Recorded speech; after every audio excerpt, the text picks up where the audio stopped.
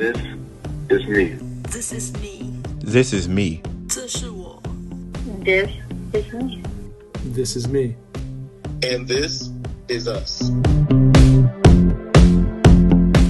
Welcome back, everybody, to another episode of This Is Us. We are celebrating the month of October, which NFB has dubbed the Meet the Blind Month. And I have with me a good friend of mine who has inspired me in more ways than she actually knows. And I know I'm probably gonna butcher her name, and hopefully she will forgive me. Marianne LiVolsi. Did I get it right? LiVolsi. Yeah, it's close enough. So, Marianne, I'm sure you've seen some of the other episodes and stuff like that. So let's go ahead and get some of the formalities out of the way. If you can give me your name, your age, and where you're from. Marianne LiVolsi. I am 40, but I don't look it. And I am from Staten Island, New York City. Okay. What is your eye condition, and then how long have you been dealing with it? Okay, so it's genetic. So my father is legally blind, and he has a condition called central choroidal areolar dystrophy. Okay. What I'm being told as of now is that I have something very similar, but they haven't given me a name specifically. Okay. So for like the purposes of paperwork and whatnot, we use the central choroidal areolar dystrophy. But it's basically a rare retinal dystrophy. Wow. And as far as how long I've been dealing with it, I've basically known my whole life that it was like there. But I'm also nearsighted, and I also have an astigmatism. So that was sort of getting in the way for people to be figuring out exactly how to deal with my eyesight and help me with it when I was a kid. Okay. But noticeable changes probably within the last like 10 years, and stopped driving in 2018 and officially legally blind earlier this year. Okay. And this is actually a new question I decided to come up with, so you will be the first one to get this question. If you can describe your vision to someone who might be looking through Marianne's eyes, how would you describe it? I'm like looking around my apartment to try and explain it. So nothing is clear. Okay.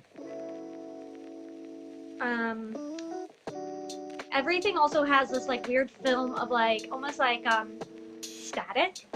Okay. And I'm also getting an echo of myself. Is that normal? Do I have it on two different screens? Is that why? I think maybe so. I know another guy who I interviewed said that he was getting an echo as well. Okay. But you can't hear it on your end? No, ma'am. Okay, sorry. And like the further something is, the blurrier it gets. I have very poor distance. Okay. If something's like very low contrast, like two colors on top of each other that are too close, too similar, I'm not gonna be able to see it. Yeah, I can't read small print, like at all. Okay. Yeah, everything has to be big and high contrast and close. Okay. Yeah, Okay. best way to. So, and like always, because I am myself totally blind, if you were to describe yourself physically to somebody, how would you describe yourself? I am very short in stature. Okay. Petite, I have a very petite face. I'm very pale. Okay. I have dark hair.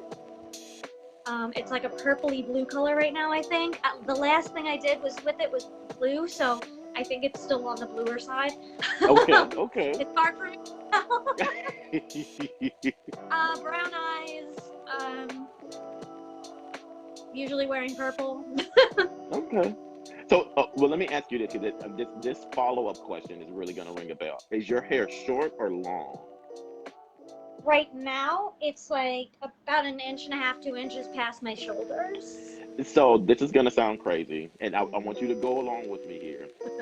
When you said purple and blue, you know who I instantly thought of? And I know you probably don't look like this character, but my mind frame instantly went to Sailor Mercury from the Sailor Moon series. Yeah, it's not that blue. But I appreciate the Sailor Moon reference because I am a fan. Okay, yeah, and I don't, again, look, the way my mind works sometimes, and I love it. yeah, there really is no rhyme or reason. It just throws out randomness. But yeah, once you said that, I instantly thought of Sailor Mercury. I was like, Oh my god, no, her for sure. So yeah, but no, yeah, I'm super blue, but yeah, no, not quite as much. More like an indigo. Oh, okay, got you. So I think. Feel free to, for those of you who can see it and tell me what color it is these days, that would be great. So, okay, so let's go ahead and get that to the meat and potatoes of this interview. So, I will say one of the very many ways that you have actually inspired me was, as a kid, I used to love to draw. And I would always get inspiration from different things. Like I know my father, he used to draw, and I remember my first time ever really seeing somebody draw was him. And I kind of got, the inspiration to draw from that point on. And my stuff was more cartoony, kind of anime driven, and that kind of was really my area, if you will. But like a lot of things, once the blindness went out the window, or once the blindness came into play, and it's even more so when I got total, I was like, oh, well, I'm done with that. But you have defied all odds and have just started this whole career with art.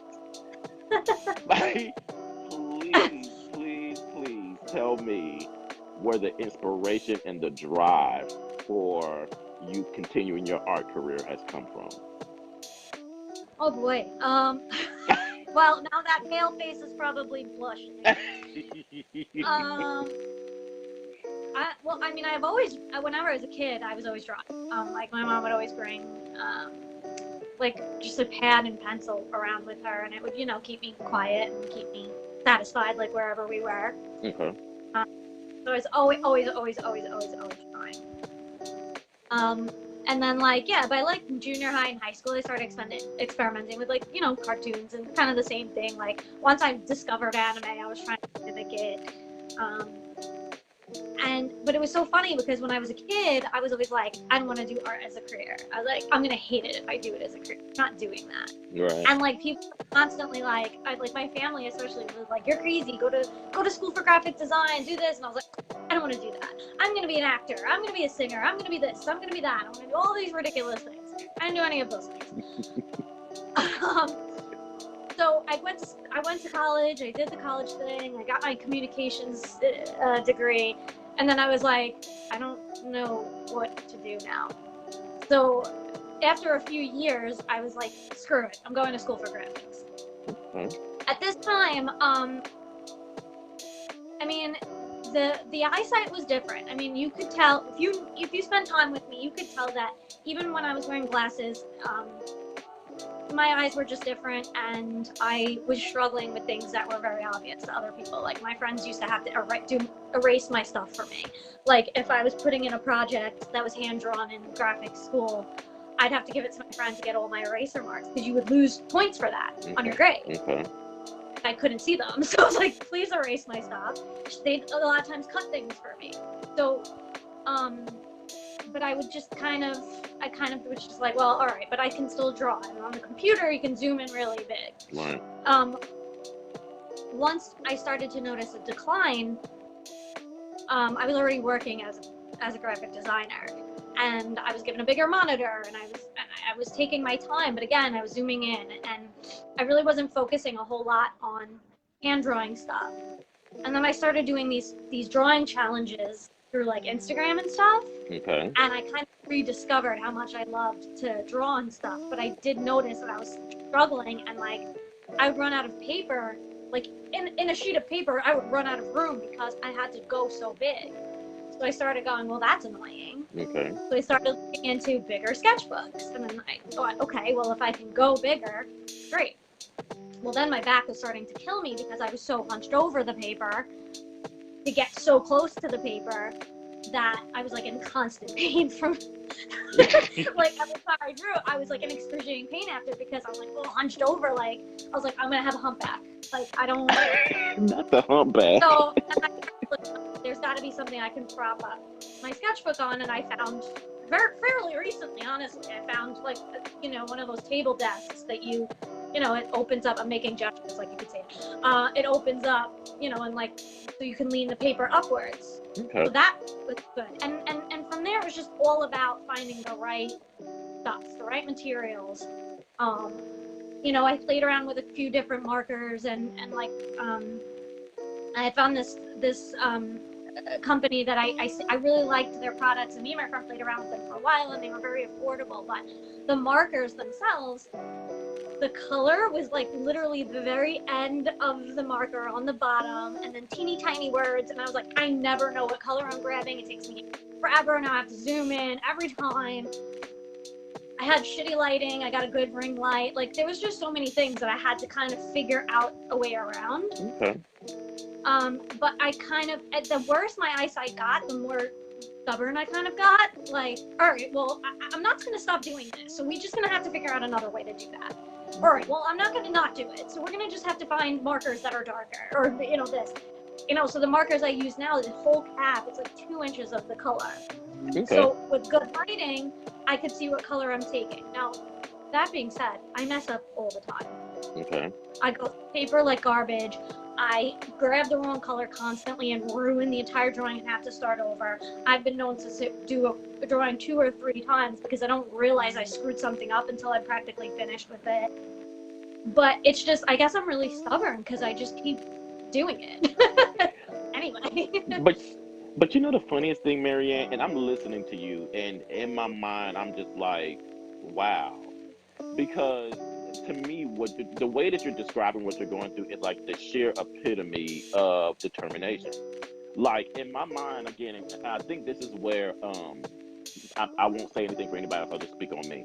This is where I think I get so defeatist because in my mind I'm like, oh well, I'm not gonna make I don't want to make a mistake because if I make a mistake, it's over and I'm gonna throw the sketchbook out the window and I'm gonna be done.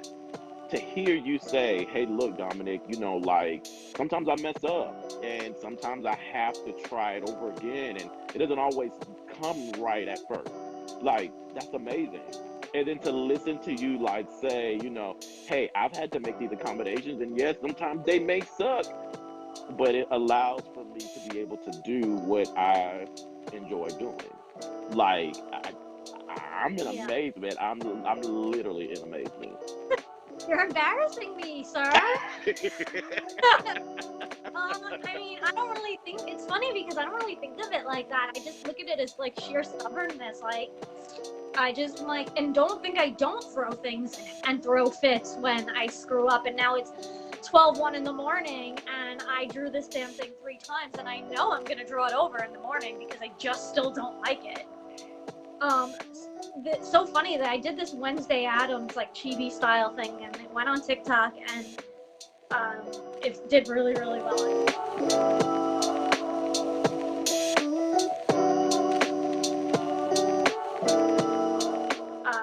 It did really, really well on TikTok. I wouldn't call it viral because I just don't get near those numbers, but like it did like probably the best I've ever done on TikTok. Okay. And I literally drew her 4 times before I was happy with it. Like, and I'm talking like beginning to absolute end. Like I go through markers and paper like nobody's business. Wow. Because I'm literally like, if I'm not happy with it, that's just gonna tick me off. Right.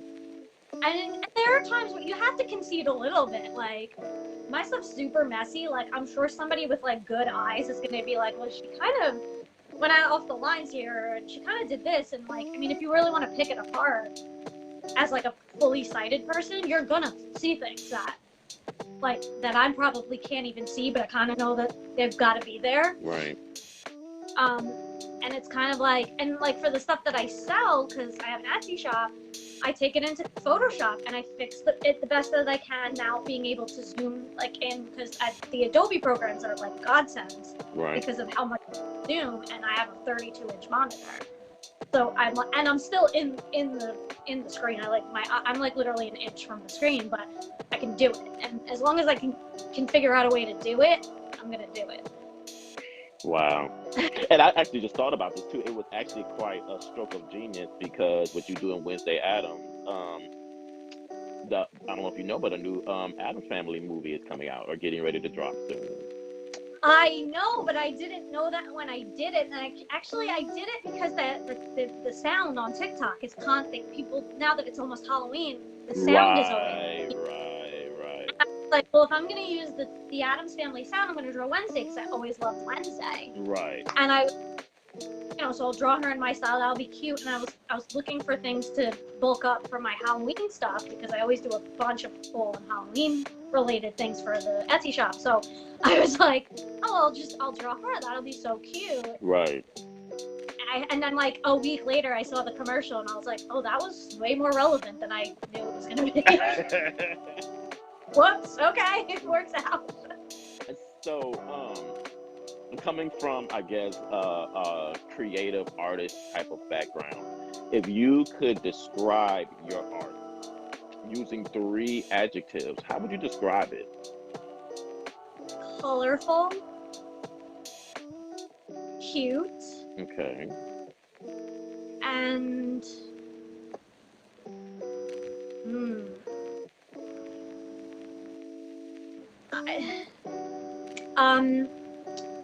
I want to say unique, but to me it sounds pretentious. But what I mean by that is I try and do a little bit of a twist on things. Instead of just drawing something like the way it is, like I have this one, like I'll draw a turtle, but I'll give her a rainbow shell and a unicorn horn, and it's a unicorn turtle. Or I'll give, you know what I mean? Like, or very recently I drew a space turtle, so she's got like the globe on, not the globe, but the head, the circular head thing that kind of represents like a astronaut. Like she's floating through space. Yeah. Oh, okay, got it.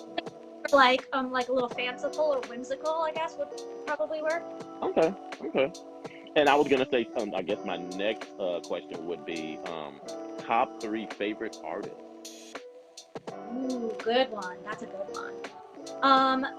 So on like the cartoony, funky side, I'm obsessed with this comic strip called Strange Planet. Okay. And basically aliens in their alien lives doing alien things, but it's basically like the same crap that humans do, but it's like the dialogue, the language is tweaked in such a way that they say something like really mundane in a very non-mundane way, and it's absolutely hilarious and it's super relatable. That's by somebody called Nathan Pyle. Okay. And I found him on, actually my friend turned me on to them, and I absolutely love it. It's very simplistic in terms of the artwork, but it's hilarious and it's super enjoyable. So I'm gonna say Nathan Pyle is one. Okay. Hokusai, which is a Japanese illustrator and painter from like the 1800s. Okay.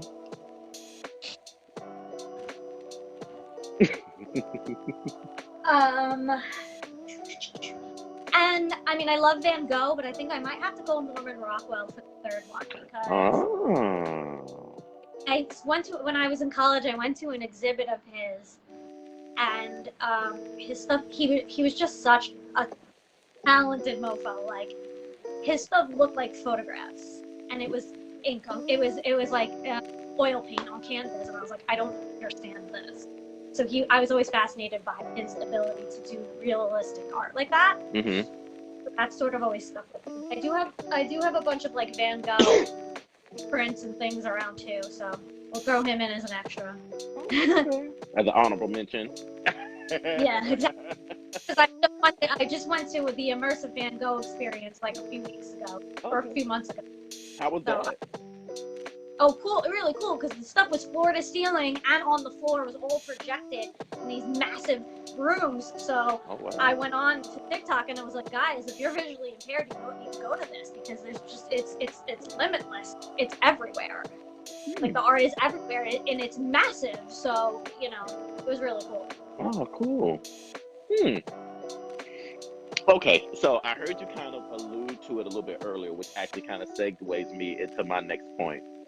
So you are a self-proclaimed and actually very well researched and educated fan of Marvel.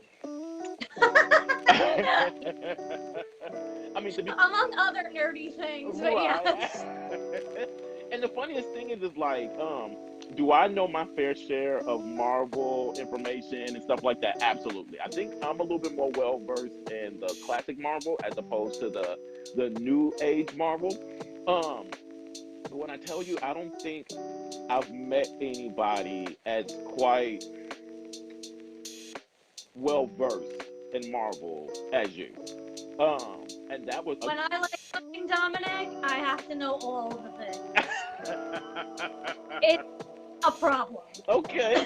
But see, but again, I mean, and that's something else that I admire about you. Like, you make sure you do all your research. And so again, but so without doing all of that, because I know you're like, Dominic, come on, stop. um, your love for Marvel, I definitely have to compare notes for you because I wonder if we both love Marvel for the same reason. So why do you love Marvel? I find the characters really complicated and relatable. There you go. Yeah, I think that they're so well developed, and there's no clear cut like, okay, this is the good guy and he's always good, and this is the bad guy and he's always good. They take something like Thanos, for example. Sorry if you've never seen the Marvel movies, and also spoiler alert, but like it's been 2 years, so what are you doing? Like where you go, well, that's awful, but I kind of see his point in a way. Like, Right. and Loki is another great example of a villain that you can almost get them. Like, I get it. Like, I get why you're like, maybe I wouldn't do that. I wouldn't be that guy, but I get what you're saying. Right. And the thing, like making characters like Captain America, who like started out like super pure or whatever, and giving so much depth and like obviously I mean I could go on and on. I mean, obviously my favorite character is Black Widow. She's always been my favorite character. From the second I saw the first Avengers movie, I was like, that's my bitch right there. I was like, because she's so far from perfect. She's so far self-righteous, I can do no wrong superhero that you get, especially in female characters. Right. Those have to just be like on point and perfect and like pure and great, and she's just so complicated and dark and damaged, and it's like, but you're still doing those things. You're still kicking ass, and you're holding your own with all these super powered guys, and you have like not an ounce of superpowers in your body. Like watching that as a female with a disability, especially, and always kind of feeling like a little bit less than, especially with those two things as a combination. To watch a female character like that is like I just get very drawn to those types of characters. Marvel has in abundance. Right. I know me personally, and I'm right there with you. I think, and again, this is no downing DC. Again, you guys don't come with your pitchforks and your torches. Because again, I mean, I think DC does serve its purpose. The biggest, especially when it comes to the classic comics and stuff like that, the biggest difference that I was always able to see is, like you said, I feel like they did a good job of adding a realistic tone into Marvel. You just right in my brain, Dom. Right. I was just thinking that's the significant difference. Yeah, absolutely. Like, to me, it was not uncommon for you to see current events or current issues that are taking place, like right now as we speak, being somehow integrated into Marvel Comics. My personal favorite has always been the X-Men. And it's funny because, a shout out to a friend of ours in our little group, made a good comparison to say that, does anybody ever think that Professor X and Magneto were the same dynamic that Malcolm X and Martin Luther King Jr. had. And then I never thought of that, but holy crap! Mhm. Such an interesting comparison. I love. And then to really have to, including the mutants and the way it was almost like, okay, well, we're the X-Men, but then we're having to deal with the fact that the humans really don't want anything to do with it. They're absolutely terrified with us.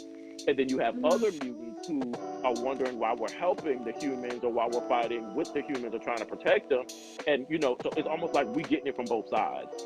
And so to me, like, to have to deal with the complexities of discrimination or stuff like that, or like one good thing that I've always loved that Marvel has done is they've never been afraid to kind of dive deep into the complexities of the human psyche, dealing with things like suicide or depression, dealing with trauma and things of that nature and how it affects us. And, and our, to me, it was just always so, it was more than just, I'm superhero, I'm here to save the day, watch me as I save the damsel in distress. It was always much more than that. I love the inclusion of the anti-hero.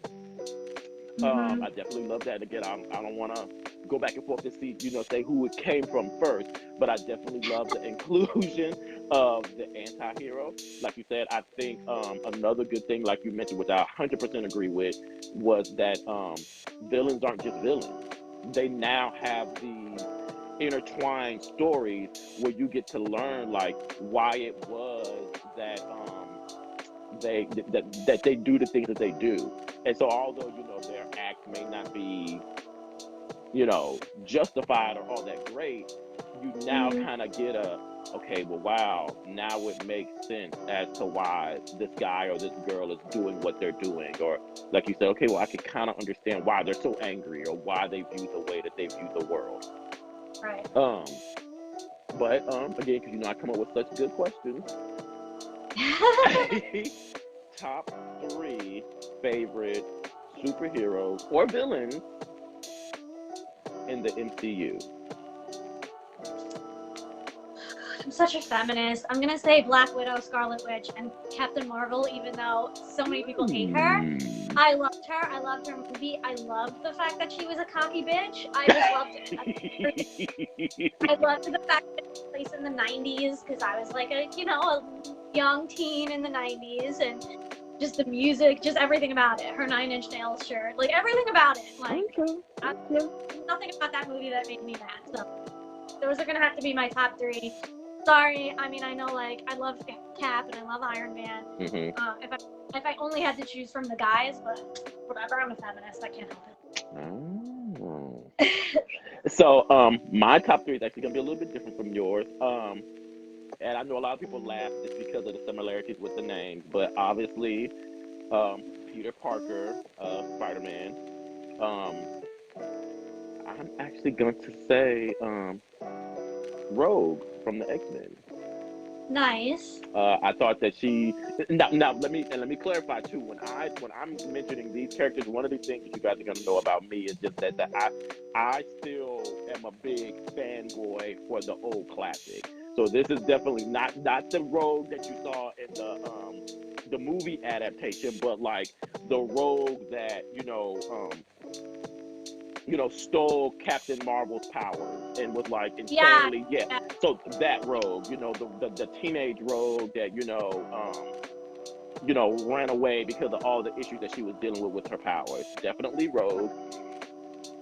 I'm going to say. Struggling with your own question. Well, I feel like I want to say this guy, but I feel like this is just a cop out for me. I'm gonna say Daredevil, but I feel like that's a cop out.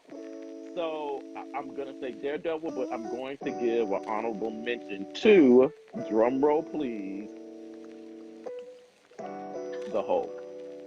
Nice. Only simply because, and again, it's not because he's super strong or he's going around tearing stuff up, but just simply to kind of, and again, another thing that we talked about before, having to deal with all the the intricacies of how to learn how to deal with your anger, and learning exactly like what anger can take us to do. Like again, I look past the surface of I'm here to tear stuff up. So for me, Right. yeah, I would definitely say Daredevil with the honorable mention to the Hulk. So yeah. I mean, because the Hulk, yeah, Hulk smashes, but there's something cathartic about watching him smash. Like, you totally win. You could get away with that sometimes. Oh yeah. What I wouldn't give to be able to smash a building in two. So. And like, only your own guilt is your consequence. Right. Yeah. So, because we could talk about this all night, to be quite honest with you. Dangerous topic. Right.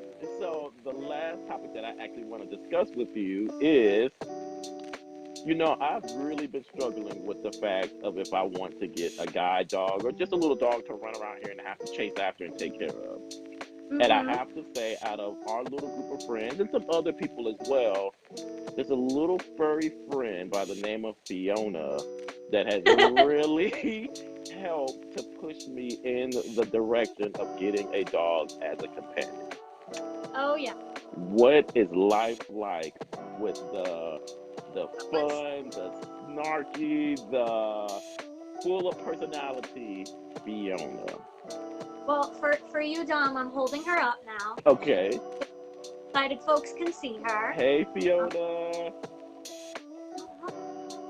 She's like, I don't know what I'm doing here. I don't understand my life. She's very small. She's only about 13 or 14 pounds. Every time I look at her, she licks my nose. First of all, she's probably the sweetest dog that I've met, and like ever. She's very sweet. She's extremely loving. Okay. And she's very, very, very amusing. She's very funny. Puts herself in funny places. She does funny things. She's very cuddly. She likes to cuddle up. She sleeps with me. So there's a lot of very emotional, just comfort that I get from her. Okay. And it, gives you a sense of responsibility aside from yourself. Right. But not so much that it's overwhelming, like as opposed to being like a parent, Mm-hmm. That's like a whole nother level of like you're shaping a human being to go out into the world someday. Right. That's ability. But with a dog, it's sort of like I need this thing to stay alive and stay healthy. Right. And everything else is like a bonus. I mean, people gravitate towards her when we're out. She's very unique. She's a mutt. Okay. She's got a very unique look, but she's like pretty and she's got very large, expressive eyes. People are always going on about her eyes and how you can see exactly what she's thinking, which is why when we're on the phone late, when I say that she's annoyed, I know that she's annoyed. Like there's no ambiguity in the way she looks at me. Okay. Very, very, very expressive and communicative. And she's just fun, and like, let's show her again for the sighted folks. She's freaking cute. She's 5 years old now, right? Okay. She keeps licking my nose. I know, you love me. I mean, she literally is. She's just like a bundle of like sugar and snark, and like, she's just a big love bug. She's not nasty. She's very vocal sometimes, but she's just a good dog. Like, she's just a fun little thing to have around. Right. She gives me a lot of inspiration too. Like, there are drawings of her out there in the world. I sold a couple of different versions of her at a festival that I was selling my artwork at a few weeks ago. Okay. Like, people like her, and I mean, why the hell not? As far as I'm concerned, what isn't there to like? I mean, she will steal food off the kitchen table if you're not careful. So she's a little mischievous. She's a little bratty, but not nasty, and she's a dog. She's fun. Okay. I highly recommend one. Well, I'm telling you. I highly recommend you get one of these. And and the beauty behind it is, again, like you said, I mean, And I mean, you're not the only one that I definitely could say that I've run across who's had a dog that has actually kind of pushed me in a certain direction. But when I tell you the companionship of it all, and just really just seeing how each of you interact with your dog, and how it just really just kind of gives you something, like you said, a responsibility to look up on, and make sure that they're okay, and what they bring into your life. They're like little people with little personalities, and so yeah, Fiona, I'm talking about you, Fiona. Say hi, um. So yeah, so she has definitely made her debut on TikTok. Yes. Okay. And she has also been featured in a commercial. So if you tell us about that really quick. Yes, I was contacted a very, very short, like right before the pandemic. I was contacted by this production company about a video I had put on Instagram of her. So Fiona does this head tilting thing. A lot of dogs do the head tilt, and the head tilt is probably one of the cutest things that a dog does. Not every dog does it. When she was a puppy and she started doing it, I got so excited. I was like, I got a head tilting dog. But I had posted a video of her. You know how the Amazon Alexa will make cat sounds, like sounds and stuff. So when I had seen that, and I thought, oh, how funny. So I set up the camera and I said, Alexa, meow at my dog. And she did it, and her head was tilting. But like when Fiona's head tilts, sometimes it's like an owl. Like you don't even know. You think it's gonna go all the way around. It's such a dramatic head tilt. So it's so cute, and funny. And like not thinking anything of it, like I put it on Instagram and I tagged Amazon. I tagged Amazon Alexa. Like you do on the social. Right. And it got a few views. Obviously people I know liked it. Like nothing crazy. I'm not that type of person that gets like millions of anythings. Right. People contacted me and I'm like, yeah, right. So I actually called my mother and I was like, can you look into this and see if this production company is actually legitimate? Because they're like offering me money to use this video in an Amazon Alexa commercial.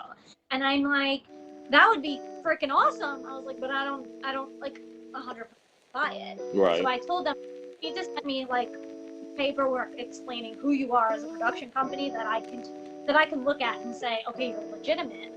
And he was like, yeah, no, totally fair. So he sends it to me. Obviously, I couldn't read it. Right. So I go, she goes, I gotta tell you, it looks legit. I said, all right. So I did the e-sign thing, and I signed the paper, signed the thing, and they're like, great. We're gonna put it together.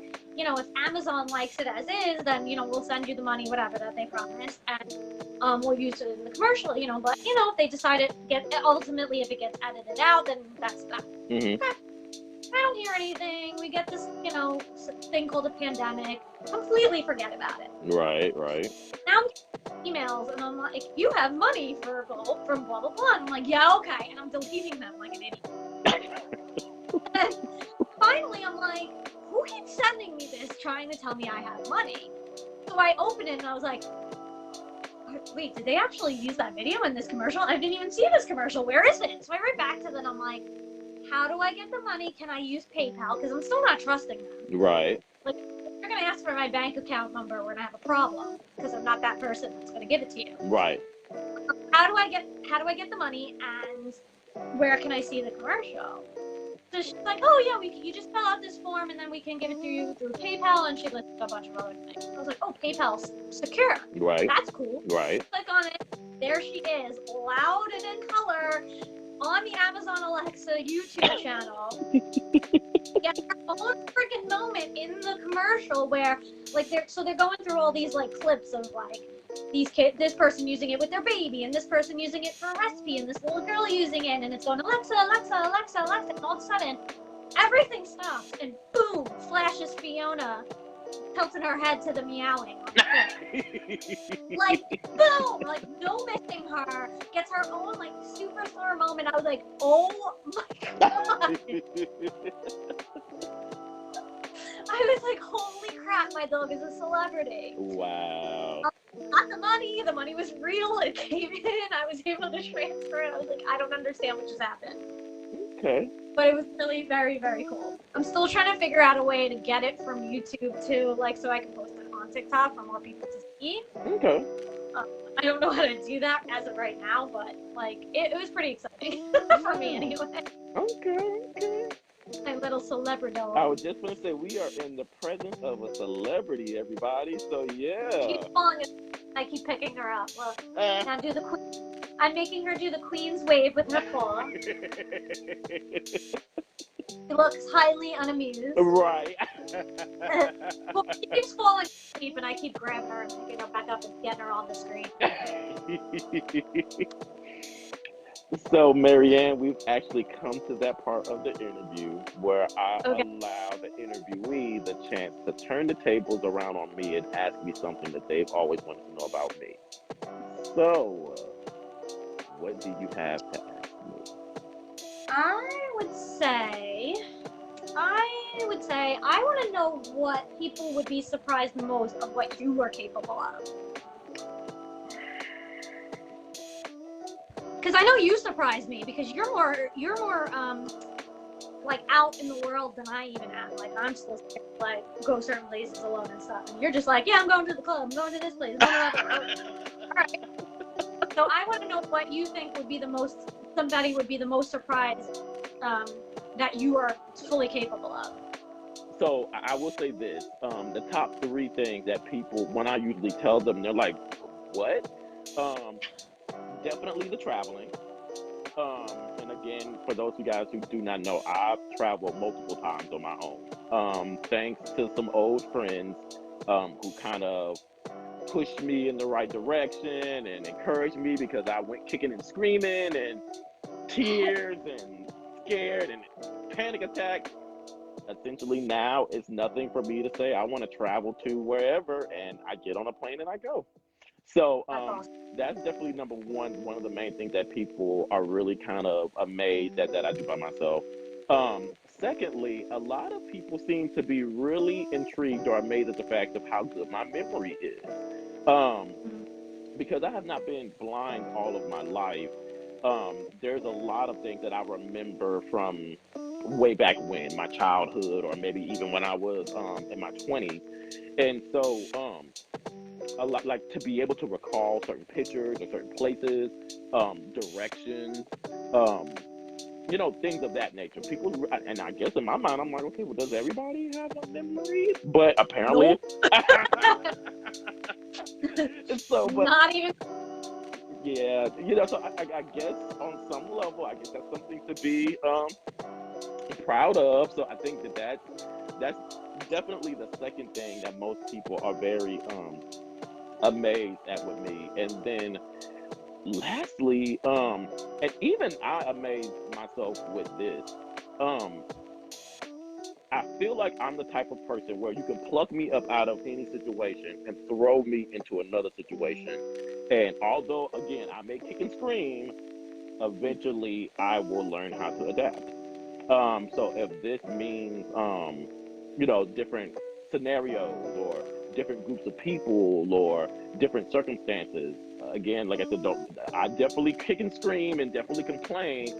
But over time, with motivation and I guess determination, I always seem to be able to adapt and somehow make it work. As a matter of fact, that's something that amazes me, to be quite honest with you. So, yeah. Nice. Yeah. So, yeah. That last one is not easy for anybody to do, let alone somebody who can't see. Right. Because I'm terrible at adapting to stuff. I'm terrible. I will have like a nervous breakdown before I go from like into a new scenario. Like I can't just click my heels and be like, yeah, I can handle this. On the outside, I might look like it, but on the inside, I'm having like a complete meltdown. Well done, right? And again, and again, I always read. Please you guys don't get it twisted. I definitely, I have those moments, and I want to ball up in a corner and cry and run away. I definitely have those moments, but I guess I just have like this uncanny ability to again, like I said, with motivation, or encouragement. Okay, you know what? Get it together, Dominic. We got to do this. And for some strange reason or somehow, some way, I always seem to make it through, I guess. So, yeah. Resilience is always a good quality to have. Thank you. And that's the first time anybody's ever asked me that. So that was actually a really good question, Marianne. Oh, I figured it was such an obvious one, but I was like, I want to know, so I figured that would be my question because I actually want to know it. The answer. So now that we've made it to the end of the interview, you have officially been dubbed a completer of This Is Us interviews. If anybody were to want to go search for your stuff, any of your artwork, or to follow you on any of your social media platforms, where could they find you at? So my main 3 platforms are here on Facebook, so you could just click on it. And if you scroll down my newsfeed, my timeline, you'll see I share a lot of my stuff for my art page. The business is called Murasaki Art and Design. Murasaki means purple in Japanese, and since I like stuff and purple's my favorite color, and it starts with an M, like it all kind of just fell together that way. But the problem is really hard to pronounce and spell, so I really didn't think it through. But here we are. So it's Murasaki, and so you can find me as Marianne Murasaki on TikTok. Okay. I put underscore in between there. You can find me on Etsy, and I have an Instagram. It's just Murasaki Art and Design. Okay. And I have a website, murasakiart.com. MURASAKI art.com, because I'm fancy. Oh, wow. Fancy. Actually, mine's made the website for me, so that was super helpful. Well, thank you for coming on, ma'am. I really do appreciate it.